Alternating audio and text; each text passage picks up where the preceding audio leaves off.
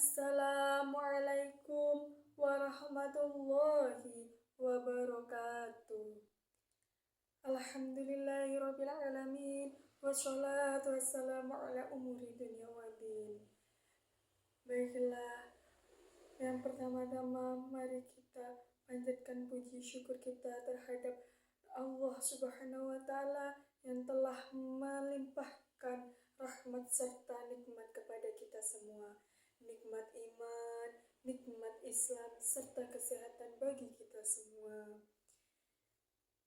Tidak lupa pula kita panjatkan puji syukur kita kepada Nabi Muhammad SAW. Semoga kita semua, saudara, keluarga, beserta teman semuanya dapat diakui sebagai umatnya hingga akhir zaman. Allah Subhanahu wa taala, pada kesempatan kali ini izinkan saya menyampaikan sedikit tentang wanita. Mengapa? Karena wanita adalah pilar kehidupan, pilar keluarga, serta pilar peradaban. Di sini wanita adalah makhluk yang sangat dimuliakan oleh Allah Subhanahu wa taala. Mengapa? Karena sesungguhnya wanita itu adalah orang yang memiliki peran besar dalam membentuk keluarga, masyarakat, serta peradaban. Baiklah, hadirin sekalian semua, bagaimana menurut Islam memandang seorang wanita? Dahulu sebelum Islam datang, wanita selalu diperlakukan tidak adil, serta bahkan tidak memiliki nilai. Setelah Islam hadir, wanita sangat dimuliakan. Bahkan dulu penindasan itu dihapuskan karena Allah Subhanahu wa taala sangat memuliakan wanita. Allah Subhanahu wa taala berfirman dalam Al-Qur'an bahwa laki-laki dan wanita itu diciptakan dari satu jiwa.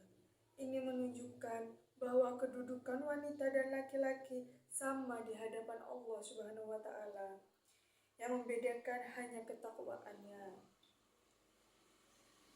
Rasulullah Shallallahu alaihi wasallam sangat memuliakan wanita. Beliau mengajarkan wanita agar wanita diperlakukan dengan lembut, baik, penuh kasih sayang, dan tidak disakiti, baik secara fisik maupun perasaan. Hadirin sekalian semua, di sini perlu diingat bahwa wanita itu adalah madrasatul ula, yang artinya madrasah atau sekolah pertama bagi anak-anaknya. Mengapa? Karena peran terbesar seorang perempuan adalah menjadi ibu. Nah, ibu itu sendiri adalah madrasah pertama bagi anak-anaknya, karena dari seorang ibu, anak belajar berbicara, bersikap, dan mengenal nilai-nilai kehidupan. Jika seorang ibu baik akhlaknya, maka anak-anaknya juga akan berakhlak baik seperti ibunya.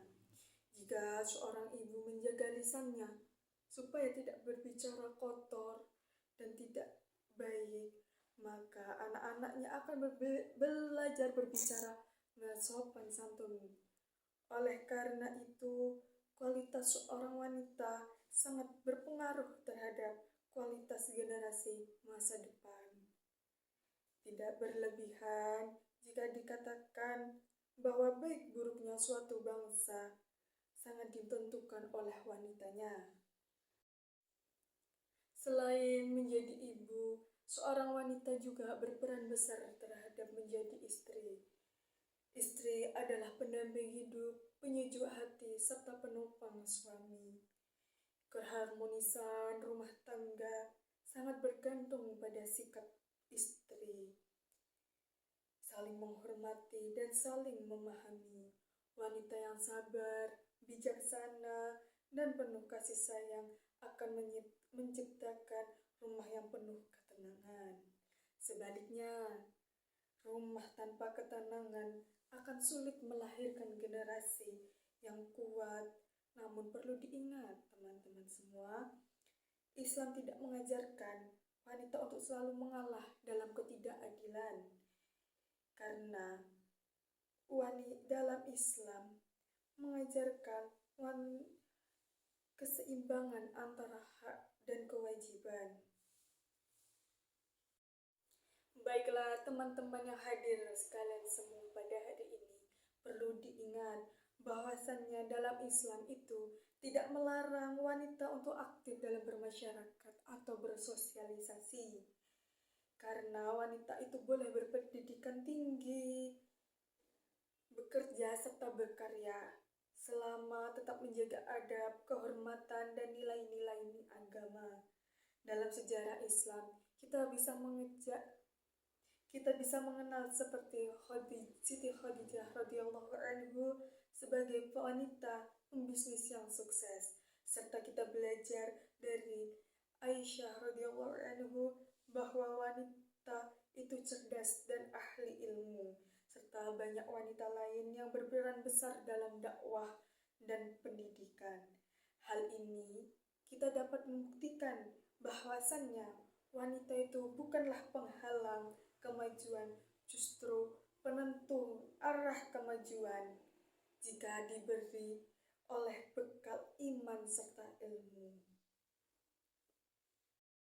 Baiklah, di zaman yang modern seperti saat ini, wanita tentu saja memiliki tantangan seperti media sosial, budaya instan, serta standar kecantikan seringkali menjadi wanita kehilangan jati diri mereka. Wanita itu seolah-olah dihargai hanya dari penampilan fisik, bukan dari akhlak serta kecerdasannya. Nah, padahal kecantikan sejati adalah kecantikan akhlak, kesabaran, dan keteguhan iman.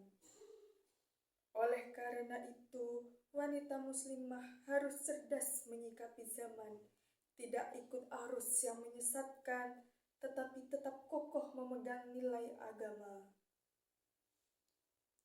Jadi, kita sebagai wanita harus bisa mengerti mana yang baik, mana yang buruk, karena itu adalah tantangannya di zaman sekarang.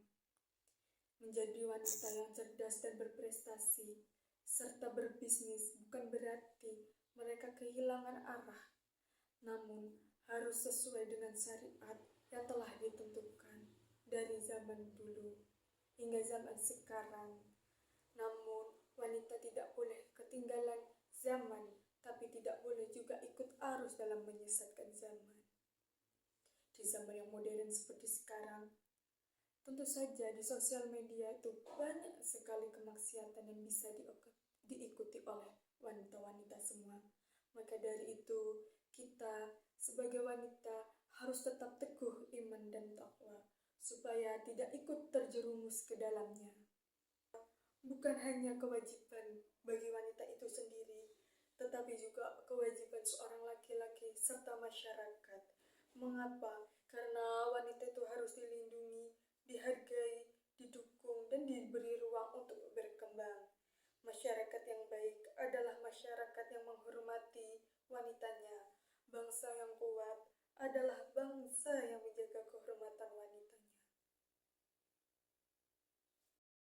Hadirin yang dirahmati oleh Allah Subhanahu wa Ta'ala, marilah kita semua menjadikan wanita sebagai pilar kebaikan, sumber kasih sayang, dan pembentuk generasi berakhlak mulia. Bagi para wanita, jadilah wanita yang beriman, jadilah wanita yang berilmu, dan jadilah wanita yang bermartabat. Bagi para lelaki semuanya, jadilah pelindung serta pendamping yang bertanggung jawab. Semoga Allah Subhanahu wa Ta'ala menjadikan kita semua hamba-hambanya yang mampu meneladani ajaran Islam dalam memuliakan wanita dan membangun peradaban yang lebih baik lagi ke depannya. Akhir kata, semoga sedikit ceramah ini membawa manfaat serta keberkahan bagi kita semua. Sini saya akhiri. Wabillahi taufiq wal hidayah. Wassalamualaikum